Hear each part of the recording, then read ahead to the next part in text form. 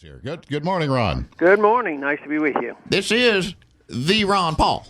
You used to be, anyway. Well, doggone, it's good to talk to you. Read your book, A Revolution, the Manifesto. To me, that's required reading for all Americans, just like the 5,000-Year Leap and the Liberty and Tyranny book, the Mark Levin book.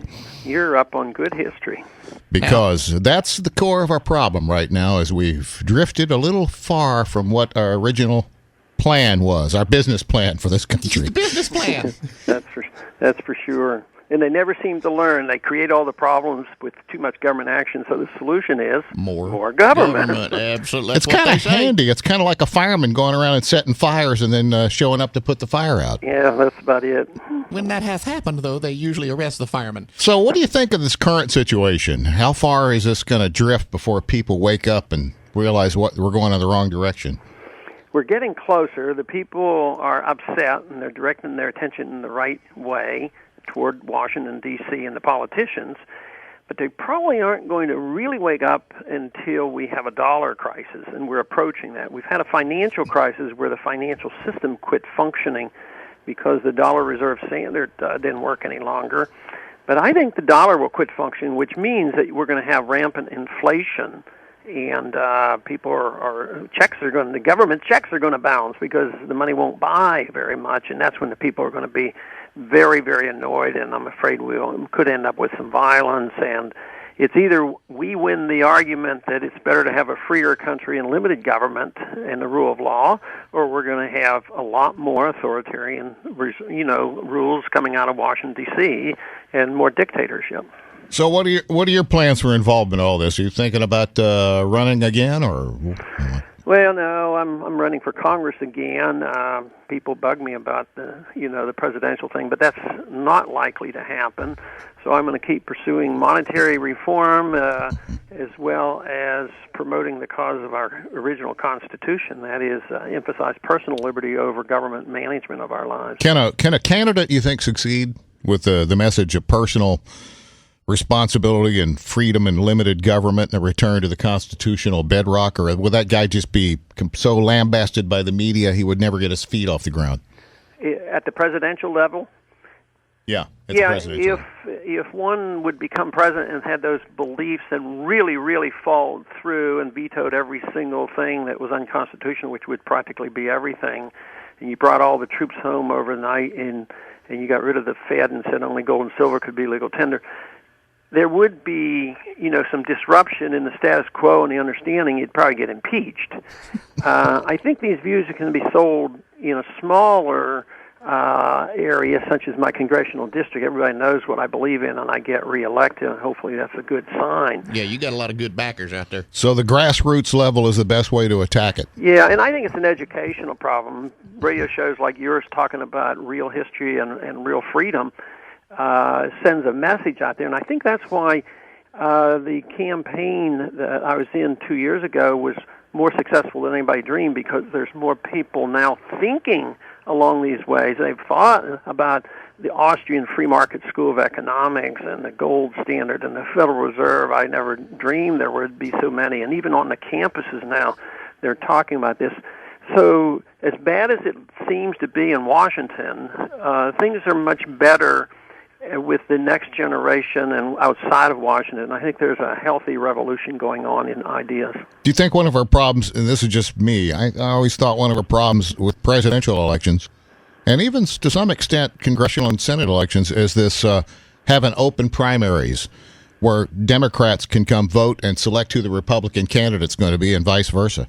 You think, did you say a problem or might help us? I think it's a problem to have an open primary. I think these candidates ought to be selected on the merits of how they best represent their party and not letting a bunch of Democrats vote and pick your candidate. Yeah, well, I think there may be some truth to that, and it depends on what area you're in. But I've come to the conclusion that, regardless of which person wins the presidency, policies never change. So Republicans, Democrats believe we should be policing the world. They believe in the Federal Reserve. They believe in the welfare state. So conservatives, when they get in power, they spend as much money as Democrats. When Democrats get in power, they pursue the expansion of war as much as Republicans. So I don't see a whole lot of difference once they get in leadership positions. Yeah, I don't think because of the influence peddlers. Yeah. I don't think we've had a conservative since Reagan left office, really. No, not really. I mean, they talk conservative, but then they end up. I mean, look at the last 8 years that we had government expanded rapidly, and we doubled the size of the Department of Education and expanded government involvement in medical care. So, no, we didn't have any significant change in direction. Speaking of this medical care, where does a guy like Ron Paul come down on this Obama health care? Well, I'm not in favor of it. I'm always arguing the case that medical care can be delivered in the marketplace, and that I argue the case for changing the tax code so that everybody gets the same tax benefit for cost of medicine. Everybody should get 100% tax deduction for everything, or a tax credit for everything they spend in medical care. Right now, some groups get a better benefit than others. And we should go back to the idea of insurance being measuring risk, and that would be major medical policies, and we should work back toward individuals and the doctors having a much closer relationship and not having third parties in the middle between them. So, are you a doctor yourself? I am an MD, right? Oh, yeah. And the thing of it is, I guess you can remember the day when people had like the 80-20 policies, and they only used their insurance for major things, and they didn't use the $10 copay to run in for everything in the world. Yeah, that's it, because if you have a $10 copay or nothing, that means you're dealing with a welfare system, a social welfare program, and so they use the word insurance carelessly in this debate.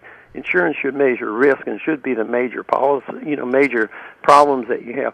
When I was a kid, my parents didn't have insurance, and they just paid cash and paid the bills, and we weren't a wealthy family, but it wasn't overwhelming. The costs were lower. No, we used to boil roots and do incantations and did just fine. Yeah. And when I first got my medical degree, I did some moonlighting in a hospital, and I made $3 an hour, and it was a church hospital, and this was before Medicaid.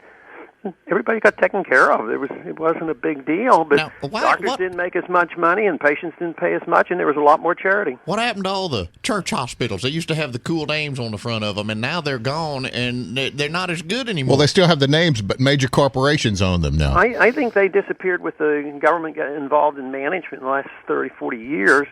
Cost goes up because of inflation. There's a lot of regulations and demands, and then they get the temptation to join in and take payments, and it's just compounded by government intervention. So it's very, very hard to have charity hospitals anymore. Even the Shriner hospitals are shrinking in numbers, and yet they have provided free services for people for years. In Galveston, we've had the burn hospital there that it's not working right now because of Ike, but they would give free care to anybody had burn problems from around the world, and you would have just hundreds and hundreds of more of these if we had a much more prosperous society and freedom of choice and less taxation, and yet we've ruined that type of system. The people we've had say, "Oh no, everything has to be done by the government." Oh, yeah, because we all just trust the government to be mama and daddy for us now, and we all believe we have a right to everything good, and we just can't be denied nothing. I want Rahm Emanuel to make all my decisions for me. That's right. No, it can't be a right.